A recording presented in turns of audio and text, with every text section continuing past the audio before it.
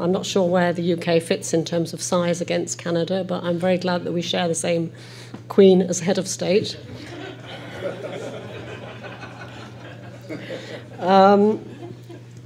Good evening, everybody. Good evening, Deputy Prime Minister, Ministers, Excellencies, ladies and gentlemen. I want to start by thanking Deputy Prime Minister Markovic for inviting me here to speak at this conference in support of the government's efforts to secure the human rights of LGBT people, and also to Justice in the Balkans for their excellent organisation of the conference. I welcome Minister Markovic's commitment to implementing the declaration adopted by the Committee of Ministers last year on measures to combat discrimination on grounds of sexual orientation or gender identity.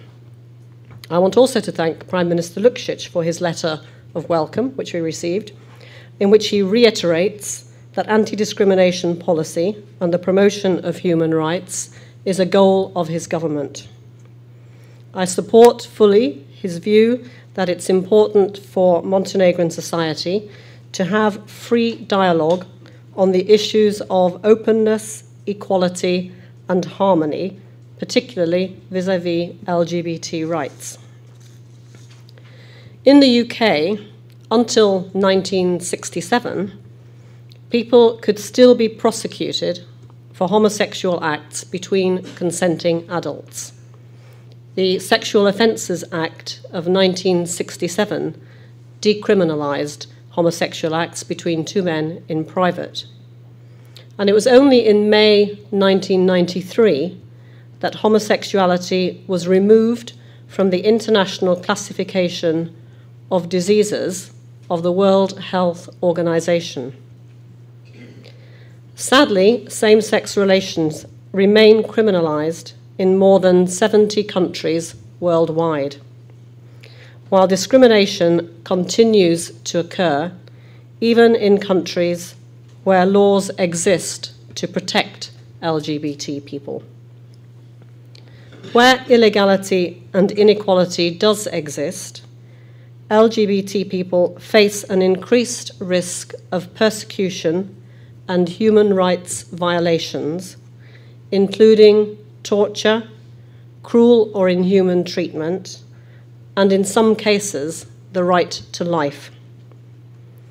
As a consequence, many LGBT people live in fear or find themselves socially or economically disadvantaged while having to conceal their sexual identity or gender identity or sexual orientation. It's essential, therefore, that the international community addresses these issues.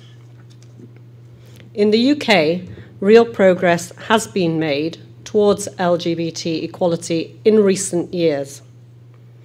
Legislation now exists to protect people at work and against discrimination in the provision of goods and services.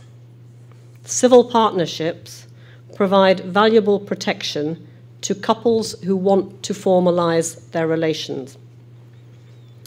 And transgender people are able to have their true gender recognized. But we are aware that there is still much to do, an enormously long way to go. We cannot say that all LGBT people in the UK, or indeed in Europe, now receive equal treatment. Across Europe, there are still too many tragic incidents of hate crime, and there is much outdated prejudice. There is also still too much ignorance and intolerance of LGBT people. Every government has a responsibility to protect all its people, no matter what their sexual orientation or gender identity. The British government is clear that discrimination is never acceptable.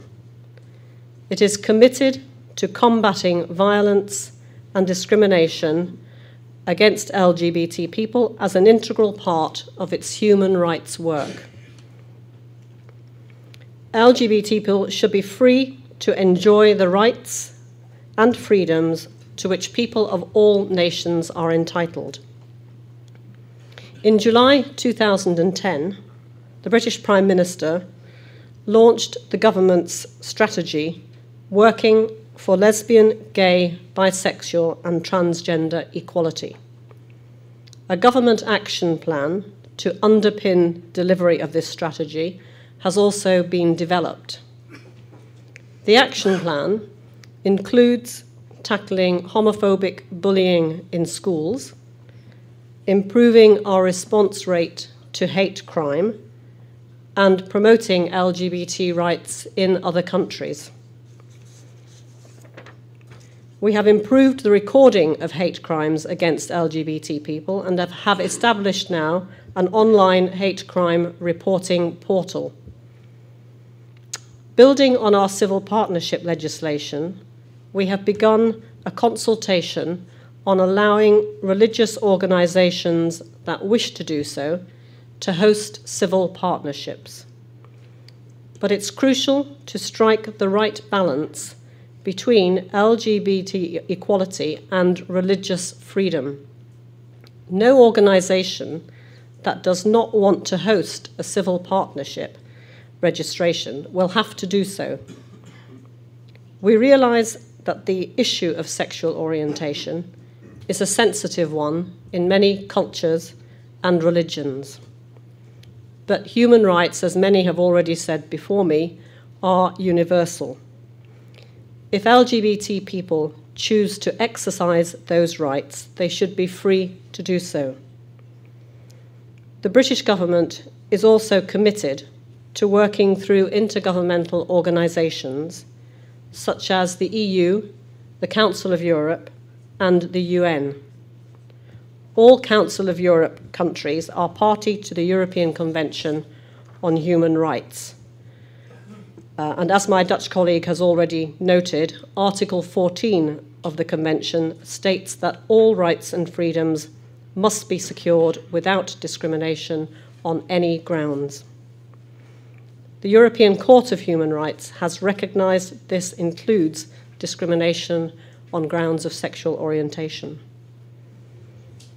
But despite the fact that homosexuality has been decriminalised in all member states of the Council of Europe, LGBT people continue to face deeply rooted prejudices, hostility, and discrimination all over Europe. So it is vitally important that all European countries ensure that tackling violence and discrimination against LGBT people remains at the top of the human rights agenda. We will continue to use our political dialogue with other countries to push for the recognition of LGBT rights and to advocate changes to discriminatory practices. And as the Deputy Prime Minister said, no country is immune from discrimination against sexual orientation and gender identity, and that includes the UK. Governments need to act as leaders in their countries, advocating change. So I welcome the leadership that the Montenegrin government has shown in this conference, but it will take a concerted effort by all of us in the international community to make LGBT equality a reality. We welcome the Montenegrin government's engagement on these issues and stand ready to support these efforts. Like others before me, I also regret that many representatives of civil society chose not to participate in this conference. It is a missed opportunity for them. It is their right, of course, to choose not to participate, but we hope that the dialogue will continue. The best way to overcome prejudices is through the government and civil society working together in partnership. As we've seen elsewhere in Europe, legislation alone is not enough to change attitudes. Thank you.